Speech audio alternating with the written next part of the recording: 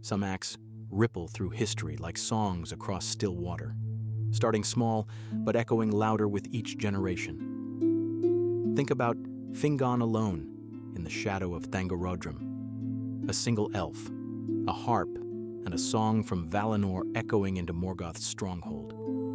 Against every odd, he finds Maedhros, rescues him with the help of an unlikely ally, and reshapes the fate of the Noldor. But what if he wasn't truly alone? Today we're exploring a theory that's rarely voiced, that Fingon's rescue of Maedhros, this act of healing after betrayal, was not entirely his own doing, but subtly directed by the Valar. Not in loud miracles or shining messengers, but in whispers, in wind, in the song itself. Thanks for watching Third Age Ideas, a place where we explore the mysteries that whisper beneath Middle-earth's epic tales. Let's get into it. If you've read the Silmarillion, or tried to, there's a moment early on that stops you in your tracks. After the great rebellion of the Noldor and the first bloodshed of elf against elf, trust is torn apart. The House of Feanor sails to Middle-earth, leaving Fingolfin's people to cross the ice, and bitterness festers. Then, not long after they reach Beleriand, Maedhros, oldest son of Feanor, is captured by Morgoth during a supposed diplomatic parley and chained by the wrist to the sheer face of Thangorodrim. Now imagine being Fingon in this moment. Your cousin's betrayal is fresh. The bonds of kinship seem shredded, but instead of vengeance or scorn, Fingon rides alone into enemy lands, driven by memory, perhaps guilt and old friendship, and searches for Maedhros. But here's the twist. It's not just that he finds him, it's how. In Of the Return of the Noldor, Fingon climbs into the perilous pass of Tirith Thoranath and lifts his voice in song, specifically a song of Valinor. That's crucial, and against all hope, Maedhros responds. Through torture, through impossible distance and despair, he hears Fingon's music.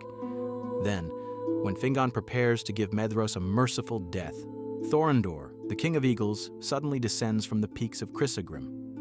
He lifts Fingon straight to the cliffside, allowing him to rescue Maedhros at the cost of Maedhros' own hand. And that moment rekindles the alliance between their houses. Maedhros, humbled, surrenders the high kingship to Fingolfin. An ancient rift begins to heal. Fingon here deserves praise as one of the most noble characters in the First Age. He acts without glory in mind, without strategy. His courage is deeply personal, rooted in bonds stronger than politics. We also see Maedhros transformed, his immense pride humbled by suffering, and then by forgiveness. Give a moment to appreciate that. A son of Feanor willingly handing over the crown? That's seismic.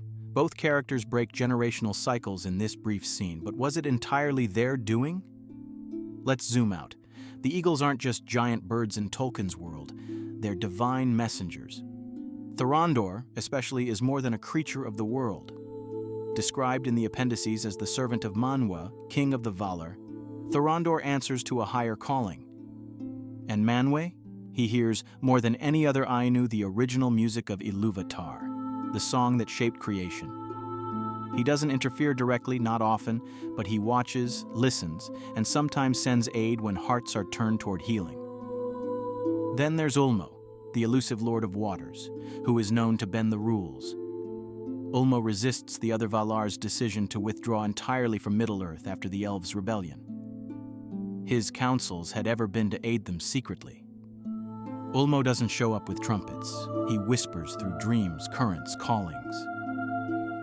So when Fingon feels, you could say suddenly, the need to ride alone and search for Maedhros, one wonders, could that urge be one of Ulmo's subtle nudges? And let's not forget the song itself. Fingon doesn't just shout, he sings.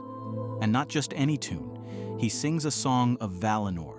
Remember, in Tolkien's universe, music is sacred. The very world was made through the music of the Ainur. Song, when tied to memory and hope, isn't just beautiful. It's a language that creation understands. We see this again with Luthien, whose song enchants even Morgoth. Or at the gates of Moria, where a word of power opens stone. So when Fingon's song from the Blessed Realm echoes through Morgoth's mountains, it carries a resonance. A call that could very well pierce not just stone and wind, but the veiled awareness of the Valar. It may be that in that moment, when Fingon's music reaches skyward, Thorondor's wings had already begun to descend. A skeptic might say Thorondor just heard Fingon and happened to be in the area. Fair objection. But why hover near Thangorodrim? Eagles don't just loiter at enemy strongholds. Thorondor comes not flying by, but speeding down, from an eyrie high above, implying readiness. And if Thorondor's arrival was prepared, so too was the coordination of that moment. Song, cry, response, ascent. This wouldn't be the first or last time eagles arrived at eucatastrophic moments in Tolkien's legendarium. At the end of the War of the Ring, at the fall of Thangorodrim in the First Age, or even way back in The Hobbit when all seems lost on the Lonely Mountains battlefield. In letter after letter, Tolkien alluded to the eagles as agents of the divine, not merely lucky breaks. So what if Fingon's rescue, brave and bold though it is, was part of a larger harmony? A countermeasure against Morgoth's chaos? Yes, critics will remind us. Tolkien was fiercely devoted to the idea that free will matters. The Valar don't control the fates of elves and men.